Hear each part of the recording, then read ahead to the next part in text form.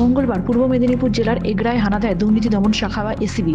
এগরা পুরসভার প্রাক্তন ইঞ্জিনিয়ারের এগরা ও কলকাতার ঠিকানায় একযোগে তল্লাশি চলে। সেখান থেকেই বিভিন্ন নথি উদ্ধার করা হয় বলে খবর।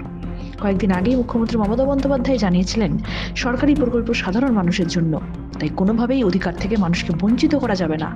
কোনো রকম দুর্নীতি তিনি বরদাস্ত করবেন না। সেই বৈঠকে সরকারের বাড়ি বাড়ি জলের জন্য প্রকল্প জলস্বপ্নের কাজ নিয়ে প্রশ্ন ওঠে।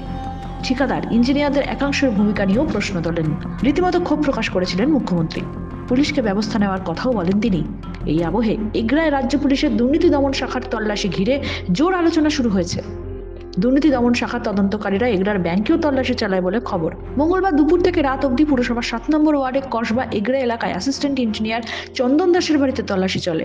সঙ্গে কলকাতার ফ্ল্যাটেও অভিযান চালানো হয়। তবে নগদ অর্থ কিংবা অন্যান্য কোনো আর্থিক বিষয়ের কোনো সঠিক তথ্য পাওয়া যায়নি। যদিও সোশ্যাল মিডিয়ায় কিছু ছবি ভাইরাল হচ্ছে। এই বিষয়ে সত্যতা নিয়ে সংশয় রয়েছে, কিন্তু দুর্নীতি দমন শাখা কিংবা পুলিশের পক্ষ থেকে সঠিক কোনো তথ্য সামনে আসেনি। সূত্রের খবর, ওই ইঞ্জিনিয়ার এগরা পুরসভায় কর্মরত থাকাকালীন তার বিরুদ্ধে আর্থিক দুর্নীতির অভিযোগ ওঠে। এরপর তাকে ধূপগুড়ি পুরসভায় বদলি করে দেওয়া হয়। পুরসভা সূত্রের খবর, আগামী ফেব্রুয়ারিতে অবসর নেবেন, আপাতত ছুটিতে আছেন।